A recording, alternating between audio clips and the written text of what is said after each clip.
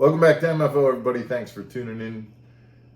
Could it be that next year on the Bass Pro Tour that pros have to get in their boat and along with their fishing poles and their lures, they have to carry little chips or like they're gambling? Yeah, like almost like a certain number, and they get a certain number of chips, and when they want to use forward-facing sonar, they have to give their marshal, okay, here's my token or whatever I want to call it, and this period I get to use forward-facing sonar. And then another angler goes, oh, I'm out of chips, and the marshal says, nope, you're not allowed to use forward-facing sonar. No forward-facing sonar for you. No for you, right.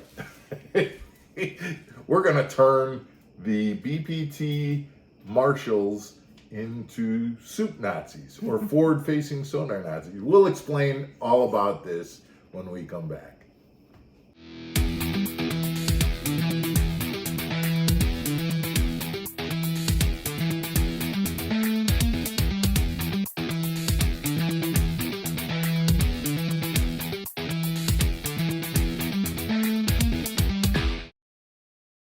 Welcome back to Mark Fisher Outdoors, everybody. I'm Mark Fisher. I'm Megan Fuller. Guys, before we get into this forward-facing sonar issue, we would ask that you would please subscribe to the channel. Hit the like button. Send in your comments. You are going to have some comments. We will indeed. About this episode. So let's talk about, it's not really going to be these chips or... I was kind of excited about that. But that was the talk at one point. And now what we're looking at is a little bit different kind of a situation. The Bass Pro Tour anglers, when they were at St. Lawrence, had a pretty big talk about forward-facing sonar. And we, on this channel, predicted that the Major League Fishing would be doing something about forward-facing sonar. Monitor it or or modify it or whatever. Yeah. And the word is that they're absolutely going to do that. There was a rumor where just what we were talking about, like they would have little chips and a certain number of chips per angler, and then you'd decide, okay, this period I want to be able to use it, or this period I'm not going to use it. Or there was talk about certain events would just be no forward-facing sonar. Right. Other events you'd be allowed to use it.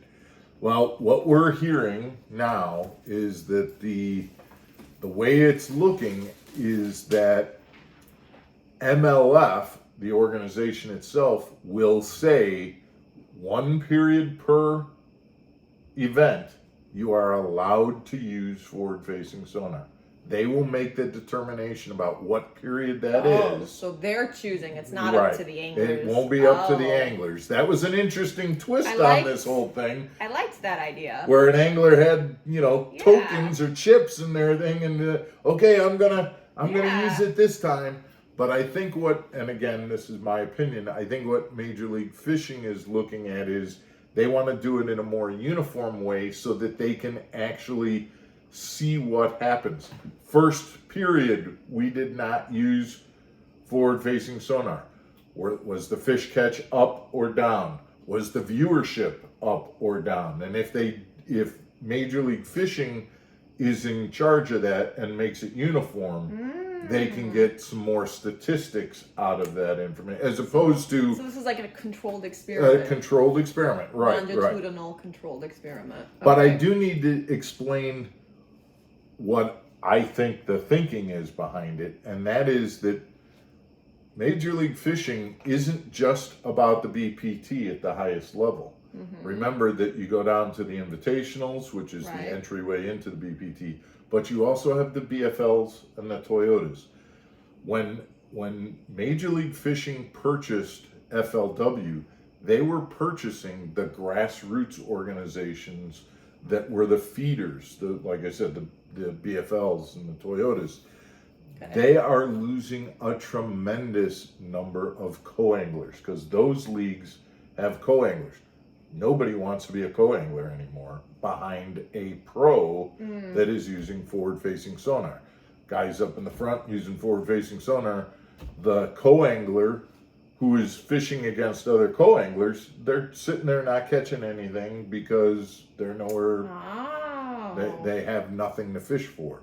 And Major League Fishing is recognizing that in their lower level grassroots levels, they are bleeding co-anglers. And so they're kind of looking at it like, hey, we need to change from the top down in order to get that, which is why, and I applaud them for the idea. The talk right now is that there are 3 periods in a BPT tournament. They're going to have 2 of those periods be no forward-facing sonar. And that's so in 3 periods, that's 1 day. 3 periods in 1 day. Correct. Okay. Right. So each day, an angler will only get 1 period to be able to use forward-facing sonar. It won't be the tokens or the chips or the slips or whatever there was some talk about doing, but that they're going to control that. Now, here's the thing, and guys, if you stayed tuned in to this part, this is going to be the part that blows you away, and you don't even know this yet. They're talking about doing it in the invitationals as well. I thought they couldn't do that. Yeah, go ahead. What were you going to say? Because there aren't the marshals in the boats. There aren't the marshals. Monitor it. And they're still talking about doing it, which I have no idea. They're saying that the talk is that they're going to say in an invitational event, you get half the day where you can use it and half the day where you can't use it. And they're going to trust the anglers to say, hey, I'm only using it in the first half of the day. I don't know how that gets policed. And what they have a lot of confidence in you guys. Yeah, because we're very trustworthy guys. Yeah. And how do you determine half? Is it, well, I'm fishing I take off at 6:30 in the morning and I get back at 3:30, so half of my day would be 4 hours? And does my driving time count as the 4 hours I'm not using forward-facing sonar? They're obviously going to have a lot of little pieces that they're going to have to figure out.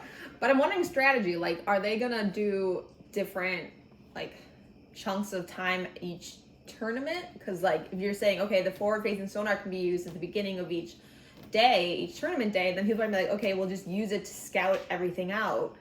And then we'll fish it doesn't. I hear that. I don't think it would work that way. When you actually use forward-facing sonar, you really need to use it to fish what you see. to fish what you see. Okay. But you're right. There's a lot I don't know yet, and there's a lot of talk, but it's leaning in that direction, guys. So we'd love to hear your thoughts about it. I know I've got thoughts about it. I know you do. And not all of them are like, oh man, you guys are right on the right track. What I would say, if I was asked, which nobody's calling my phone to ask, I would just say Major League Fishing needs to stand up and just say no forward-facing sonar. I understand.